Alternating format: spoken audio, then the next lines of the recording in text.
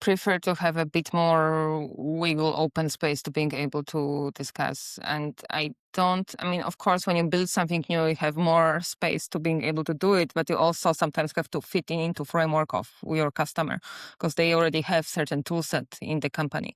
So you not always want to introduce something completely new. So even in the new projects, you still have some frames within which usually you have to work or justify if you want to work out of them. But I don't like super set requirements like, okay, that you put load balancer here and you do this, then okay, why am I here? If you need only someone who gonna type it, you can get someone much cheaper who gonna do it as fast as me, and you don't need my expertise for it because you already decided and you came with the solution and so on. You just need implementation of it. Yeah, and I think that this is a really good point. Like, being a good consultant means that you can execute idea within the constraints of organization you are dealing with. You have to understand the constraints of it.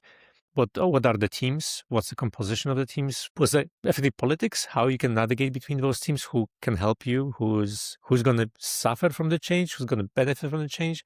How do you juggle those things? This is, in my opinion, the best, the most important trait of a consultant.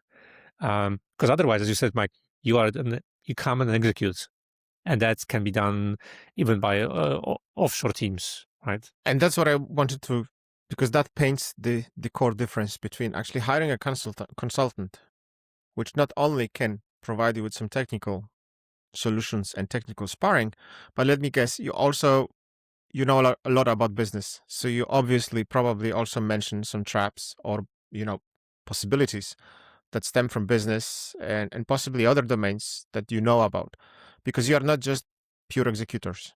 You actually are sparring partners in this case, yes? Obviously, I assume we don't have the same business knowledge as regular CEOs or people who have been doing management for I don't know how many years, but we still know the little bit of IT that touches that. And the other thing, as you said, offshore teams, just pure executors, they can just do it point after point, yes? Yeah, I would say, that people always pay. What I like to say, people pay us for being opinionated and for having knowledge and having certain opinions based on our experience and on where the customer is and how our experience with something and seeing also how the other organization works can help them and bring knowledge to them and get their case better and avoid certain mistakes instead of doing and figuring out it on their own.